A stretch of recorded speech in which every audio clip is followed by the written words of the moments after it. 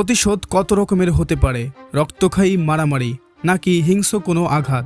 Football বিশ্ব এমন এক প্রতিশোধের সাক্ষী হয়েছিল যেখানে কোনো অস্ত্র ছিল না, রক্তপাত ছিল না, ছিল শুধু নিখাদ ফুটবলীয় শ্রেষ্ঠত্ব। এক বাবার কেরিয়ার ধ্বংসের ট্র্যাজেডি, আর তার 3 বছরের ছেলের বিশ্বসেরা হয়ে সেই অপমানের মধুর প্রতিশোধের মহাকাব্য। গল্পের শুরু 1997 সালে। নরওয়ের লড়াকু মিডফিল্ডার আলফাইন্স হালান্ড, যিনি তখন লিডস ইউনাইটেডে খেলতেন। মাঠের লড়াইয়ে ম্যানচেস্টার ইউনাইটেডের খেপাটে অধিনায়ক রয় কিন তাকে ফাউল করতে গিয়ে নিজেই হাঁটুতে মারাত্মক চোট পান। আলফাইন্স ভেবেছিল কিন নাটক করছেন। তিনি কিনের ওপর ঝুঁকে চিৎকার করে বলেন, ভণ্ডামি বন্ধ করো, ভংনা ধরে উঠে দাঁড়াও। ব্যাস, এই একটা বাক্যই রয় কিনের মনে প্রতিশোধের এক ভয়ানক আগুন জ্বালিয়ে দেয়। দীর্ঘ 1 বছর পর মাঠের বাইরে থেকে কিন শুধু সুযোগ খুঁজছিলেন, কবে হিসাব ঠুকানো যাবে। ঠিক 4 বছর পর 2001 সাল, ম্যানচেস্টার ডার্বি।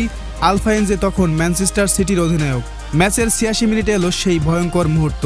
বলের দিকে কোনো নজর না দিয়েই রয় কিন সরাসরি বুট দিয়ে আলফাইন্সের ডান হাঁটুতে এক হিংস্র আঘাত করলেন।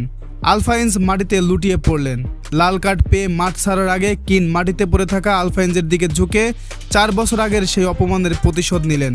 কিন তার আত্মজীবনীতেও স্বীকার করেছিলেন, ওটা কোনো দুর্ঘটনা ছিল না, ওটা ছিল পরিকল্পিত আঘাত।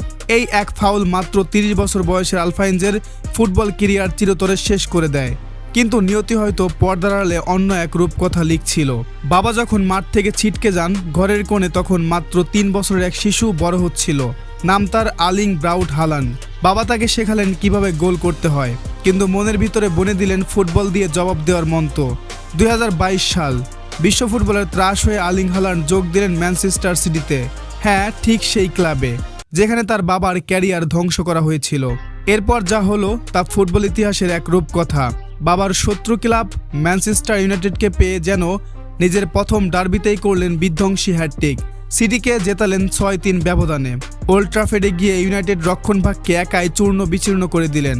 এখানেই শেষ নয়, সিটির হয়ে প্রথম মৌসুমে জিতলেন ঐতিহাসিক ট্রেবল, যা একসময় রয় কিনের ম্যানচেস্টার ইউনাইটেডের সবচেয়ে বড় অহংকার ছিল। আজ আলফাইন্সে হালান্ড গ্যালারিতে বসে তৃপ্তির হাসি হাসেন।